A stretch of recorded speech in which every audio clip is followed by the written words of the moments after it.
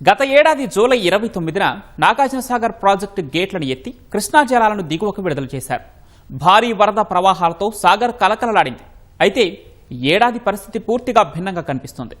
ఎగువ ప్రాంతాల నుంచి ఆశించిన స్థాయిలో వరద ప్రవాహాలు లేకపోవడం, జలాశయంలో నీటి నిల్వలు తక్కువగా ఉండటంతో గేట్లు ఎత్తే పరిస్థితి ఇంకా రాలేదు. ఎగువ ప్రాంతాల్లో వర్షాలు కురుస్తున్నా నల్గొండ జిల్లాలో మాత్రం వాన జాడ కనిపించడం లేదు. మరి నాగార్జునసాగర్లో నీటి మట్టం ప్రస్తుతం ఎలా ఉంది, సాగర్ ఆయకట్టు రైతుల పరిస్థితి ఏంటనే అంశాలపై మా ప్రతినిధి పవన్ గ్రౌండ్ రిపోర్ట్. గతేడాది ఈ సమయానికి కృష్ణా జలాలతో కలకలలాడుతూ ఉండేటువంటి నాగార్జునసాగర్ ఇంకా వెలవెలబోతూనే ఉంది. గతేడాది ఇదే సమయానికి 14 క్రస్ట్ గేట్ల ద్వారా నీటిని ఎత్తి దిగువకు వదిలినటువంటి అధికారులు ఈసారి మాత్రం ప్రాజెక్టు డెడ్ స్టోరేజ్కి చేరుకోవడంతో ఆయకట్టు రైతుల్లో కొంత ఆందోళన మొదలైందని చెప్పుకోవచ్చు. అయితే గత 10 ఏళ్లుగా చూసుకుంటే కనుక దాదాపుగా అత్యధికంగా ఆగస్టు నెలలోనే ప్రాజెక్టు నుంచి నీటిని విడుదల చేసిన సందర్భాలు ఉన్నాయి. అయితే కొన్నిసార్లు మాత్రం జూలై నెలలోనే ముందస్తుగా వర్షాలు ఎక్కువ సమృద్ధిగా కురవడంతో వరద ఎగువ నుంచి భారీగా రావడంతో జూలై నెలలోనే విడుదల చేసినటువంటి పరిస్థితి ఉంది. అయితే గతేడాది కూడా జూలై 29వ తేదీన విడుదల చేశారు. జూలై 29వ తేదీ పూర్తయి ఈరోజు 30వ తేదీ వచ్చినప్పటికీ కూడా ఇంకా చుక్క నీరు కూడా ప్రాజెక్టు నుంచి బయటికి రాకపోవడం కొంత ఆందోళన కలిగిస్తుంది. అయితే ఎగువ ప్రాంతాల్లో ఉన్నటువంటి కర్ణాటకలోని ఆల్మట్టి కావచ్చు, నారాయణపూర్ కావచ్చు, ఈ ప్రాజెక్టులలో భారీగా వచ్చి నీరు చేరింది. అక్కడ నుంచి దిగువకు నీటిని వదులుతున్నారు. అక్కడ నుంచి జూరాల నుంచి శ్రీశైలానికి వదులుతున్నారు. అయితే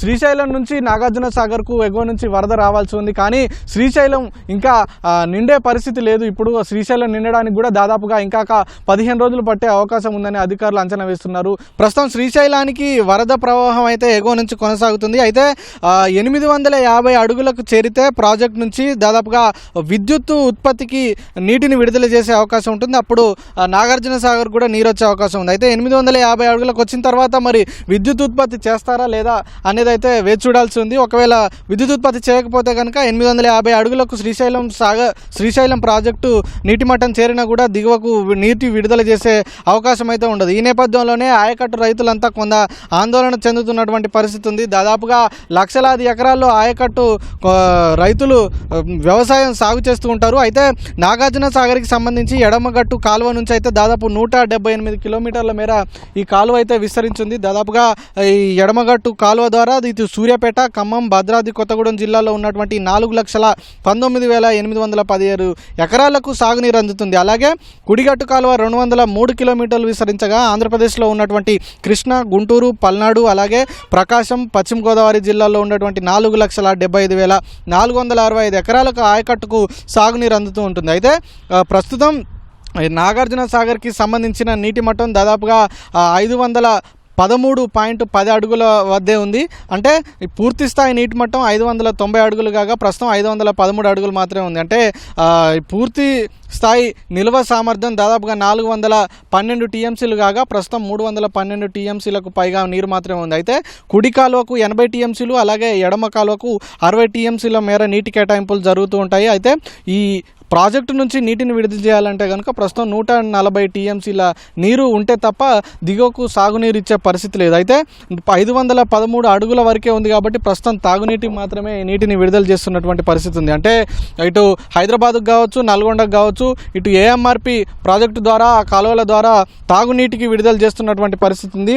ఒకవేళ 513 నుంచి 510 అడుగులకు నీరు పడిపోతే కనుక పూర్తిగా డెడ్ స్టోరేజ్గా పరిగణిస్తారు. అప్పుడు ఇప్పటికే మోటార్లు కూడా ఫిట్టింగ్ అయిపోయింది. ఆ మోటార్ల ద్వారా 510 అడుగులకు పడిపోతే కనుక అప్పుడు నీటిని తోడి తాగునీటి అవసరాలకు సరఫరా చేయాల్సి ఉంటుంది. ఒకవేళ 510 నుంచి 503 అడుగులకు గనక ఆ నీటి మట్టం పడిపోతే కనుక అప్పుడు తాగునీటి అవసరాలకు కూడా వినియోగించే పరిస్థితి ఉంది. ఎందుకంటే నాగార్జునసాగర్ ప్రాజెక్టులో 503 అడుగుల కంటే పడిపోతే కనుక ఆ నీటిలో మట్టి వచ్చే అవకాశం ఉంటుంది. కాబట్టి అప్పుడు తాగునీటికి కూడా వినియోగించే అవకాశం ఉండదు. కానీ ఈసారి ప్రస్తుతం మాత్రం తాగునీటి అవసరాలకైతే ఎలాంటి ఇబ్బందులు లేవని ఇటు అధికారులు చెప్తున్నారు. ప్రస్తుతం 5.5 నుంచి 6 టీఎంసీల వరకు కూడా అందుబాటులో ఉన్నాయి. ఆయకట్టుకు మాత్రం నీరిచ్చే పరిస్థితి లేదు. శ్రీశైలం నుంచి వరద ప్రవాహం వస్తే దాదాపుగా ఒక 15 రోజులు పట్టొచ్చు. 15 రోజులు అయిన తర్వాత మళ్ళీ సాగర్లో కూడా కొన్ని టీఎంసీల మేర నీరు నిండినప్పుడు మాత్రమే దిగువకు నీటిని విడుదల చేసే పరిస్థితి ఉంటుందని ఇటు అధికారులు చెప్తున్నటువంటి పరిస్థితి అయితే ఉంది. మొత్తంగా ఇటు 2023లో నీటి మట్టం 506 అడుగులకు చేరుకున్నప్పుడు అధికారులు క్రాప్ హాలిడే ప్రకటించారు. అంటే ఇక నీరిచ్చే పరిస్థితి లేక ఆనాడు క్రాప్ హాలిడే ప్రకటించినటువంటి పరిస్థితి ఉంది. ఇదే 2024లో 585 అడుగులకు నీటి మట్టం చేరుకున్నప్పుడు ఆగస్టు 2వ తేదీన అధికారులు దిగువకు సాగునీటి కోసం నీటిని విడుదల చేసినటువంటి పరిస్థితి ఉంది. ఇక గతేడాది 2025లో 587.60 అడుగులకు నీటి మట్టం చేరుకున్నప్పుడు జూలై 29న నీటిని విడుదల చేశారు.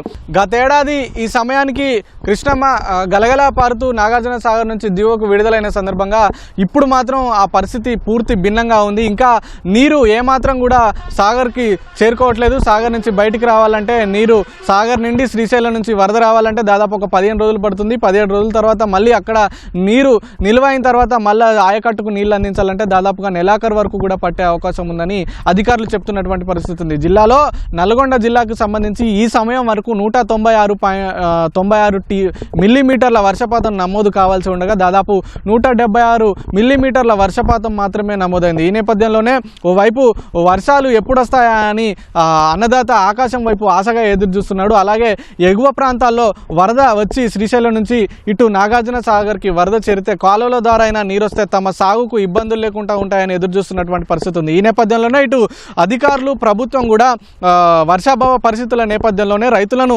ప్రత్యామ్నాయ పంటల దిశగా ప్రోత్సహిస్తుంది. అందుకు కావాల్సిన విత్తనాలను పంపిణీ చేస్తుంది. అందుకు కావాల్సినటువంటి సదుపాయాలను కల్పిస్తూ అవగాహన కల్పిస్తూ ఉంది.